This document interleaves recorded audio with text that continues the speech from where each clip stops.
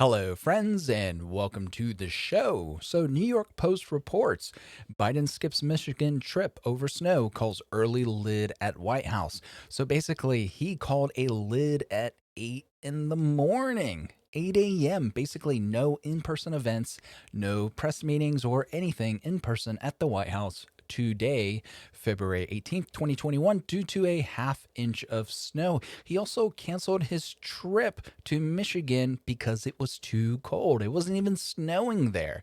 This is bananas. This is Joe Biden's America. And the next story. So basically, he's not going to talk to the press. He's not going to talk to we the people. And he still demands a military presence surrounding Washington, D.C. He is not acting like a democratically elected president of the United States. He is acting like a dictatorial fascist.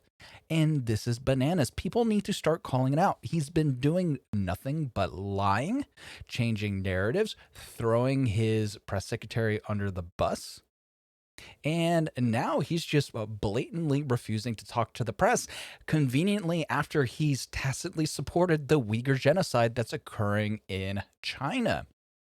So, New York Post reports President Biden took a snow day Thursday as D.C. received a half-inch dusting, but Vice President Kamala Harris carried on with scheduled in-person events. Biden postponed a trip to Michigan, excuse me, I was about to say Mexico, where he planned to tour a Pfizer COVID-19 vaccine manufacturing facility, and the White House declared an 8 a.m. lid, meaning there would be no in-person events. The president's trip to Portage, Michigan was preemptively canceled Wednesday evening before any precipitation fell in Washington. And so they were talking about Harris's event, and I'm going to just point out a slight difference between this administration and the Trump administration. Harris, who attended high school in Montreal, Canada, pressed forward despite the weather. And basically, this is what she said during her press meeting, talking about a supplemental poll reporter remained booked for the event, featuring a webcast conversation between Harris, female members of Congress, and women's groups. The pandemic has put decades of the progress we have collectively made for women workers at risk. This is a national emergency. Women leaving the workforce in these numbers is a national emergency, which needs a solution. Notice the difference between the way the Biden administration and the Trump administration speaks.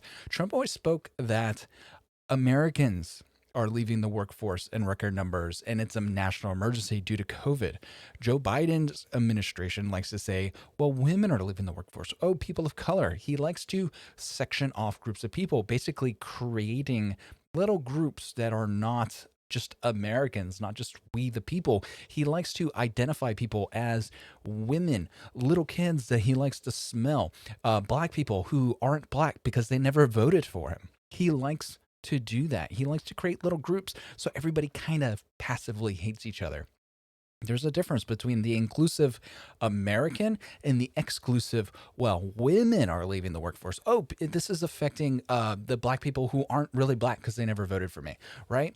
It's definitely the difference between an inclusive president and an exclusive president, in my opinion.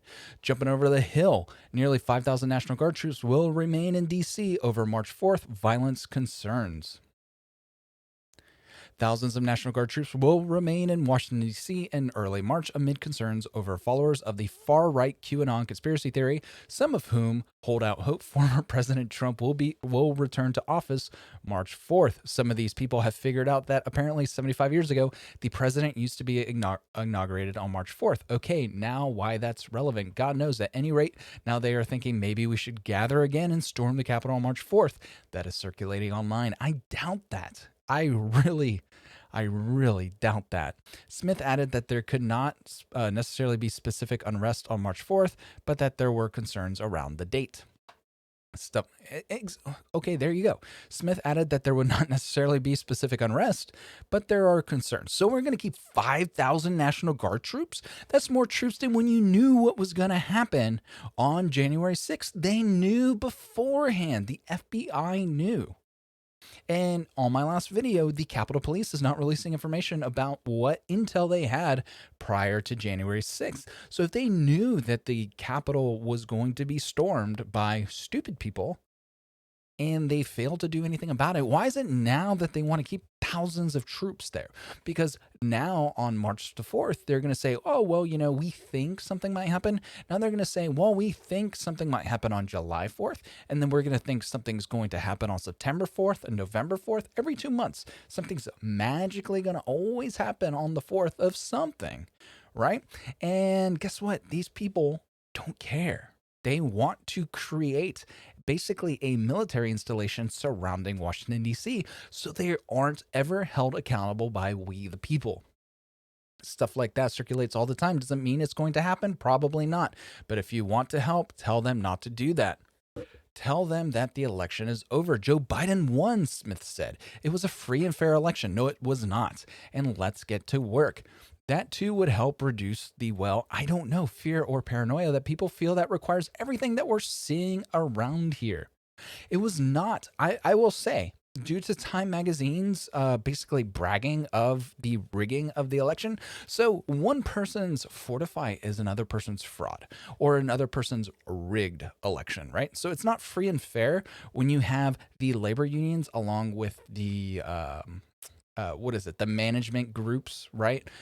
Basically colluding to ensure that Joe Biden becomes the president. That is no longer a free and fair election when you have news organizations suppress news stories about the now president's son who is involved in corrupt business dealings overseas, illicit drug use, along with potential extortion level photographs and video that are probably just floating out there, who Joe Biden probably doesn't want to have out on the world stage. That would probably be why he supports the Uyghur genocide, because his son would probably go to one of those Uyghur camps for his illicit business dealings in China if he didn't go along with it.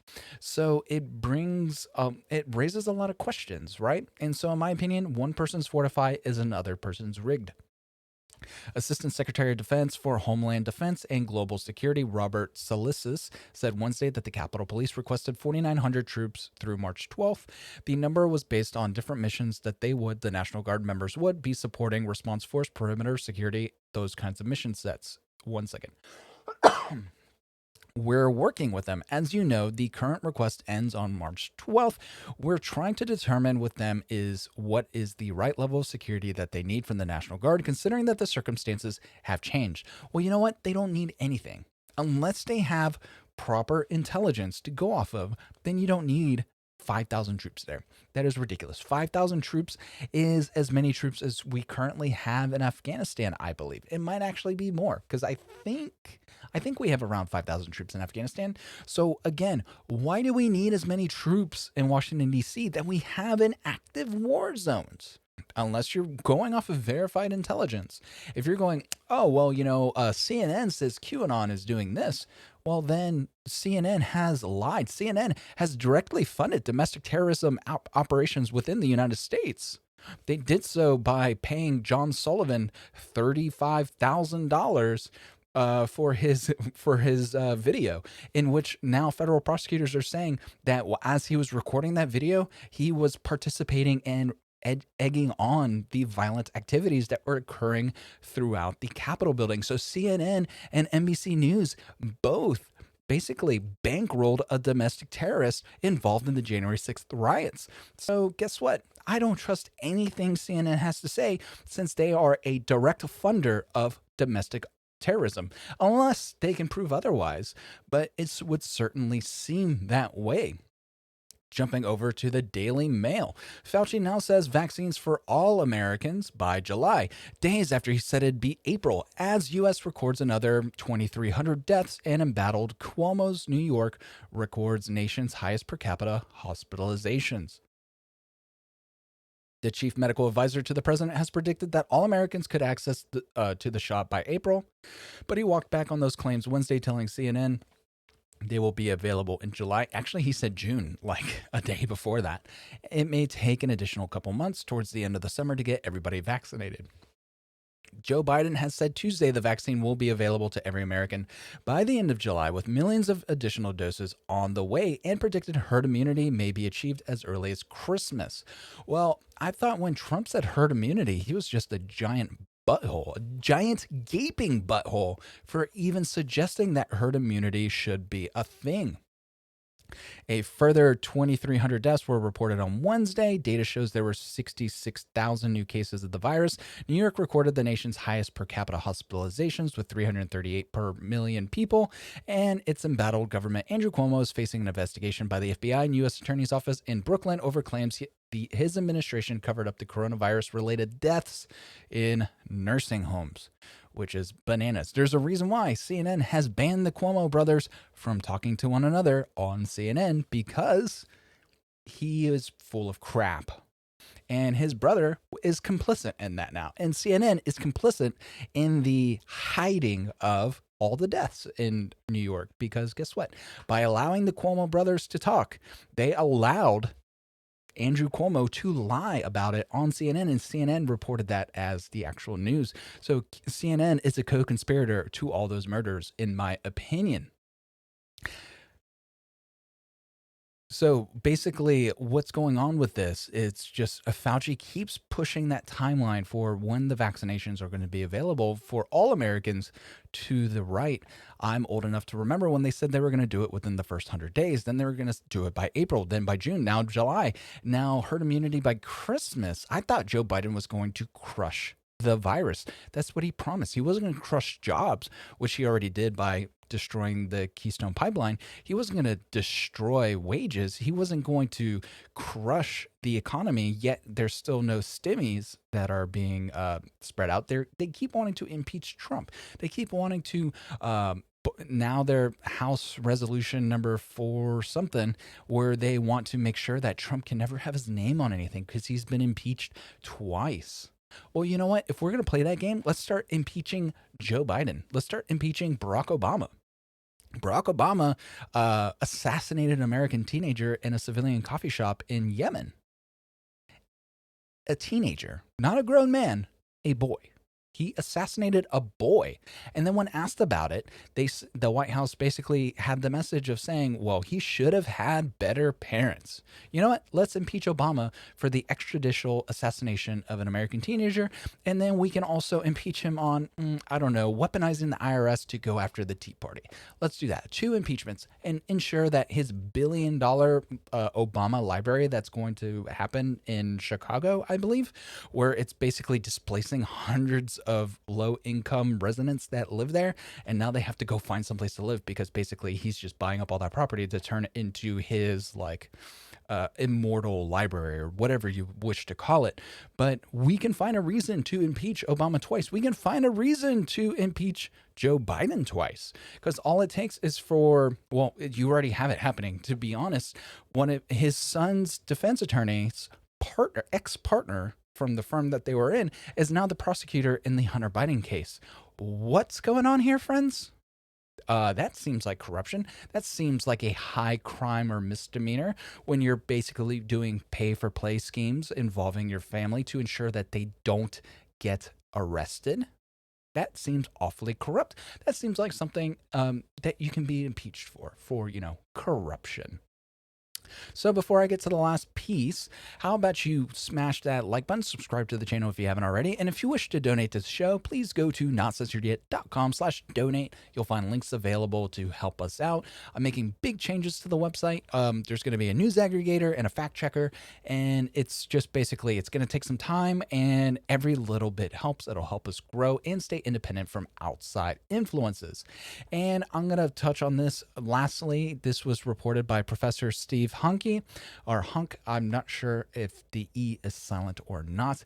In this Xinjiang camp, Uyghur children are forcefully separated from their parents and ordered to chant, "My mother is China. We love our mother. We love China." The inner workings of China's communist re-education machine on full display. So if you're watching on YouTube, you see these little kids sitting on chairs just chanting. And if you're not on YouTube, then you really don't see what I'm saying, but it's probably about 50 kids all sitting there just chanting very loud. And what's concerning is you see people in defense of this. You see Joe Biden in defense of the Uyghur camps and basically saying, well, basically taking the position of a moral relativist and saying, well, who am I to say because they have a different culture than we do? No, you can go screw yourself because guess what?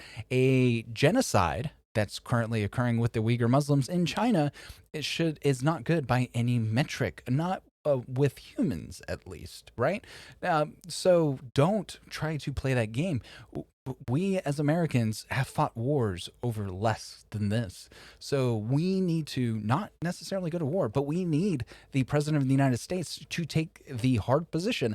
I understand that you're probably corrupt because your son is doing business dealings with the CCP, the same CCP that is killing Uyghurs, that are basically raping or sterilizing the Uyghur women and sterilizing the men as well, re-educating them, forcing them to eat pork, drink alcohol, smoke cigarettes, all this stuff that they're not supposed to do because, being a Muslim is bad and we need the one China policy.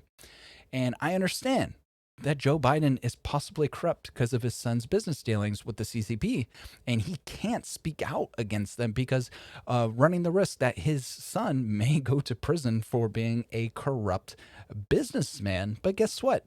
You are the president of the United States. If you are unable to do that job, then you need to resign because guess what? There's thousands, eventually there's going to be millions of Uyghur Muslims who are going to die on his watch, and he needs to be held accountable for this. So we need strong congressional leadership to either push for this or impeach Joe Biden for not doing his job. Tacitly consenting to a genocide is an impeachable offense. That is a high crime or misdemeanor, in my opinion. So let's see who has the stones to hold Joe Biden's feet to the fire and say, you may have to sacrifice your son, but this is for the good of the planet. So that's going to be it for today, folks. I'll see y'all tomorrow. Have a good one. Bye.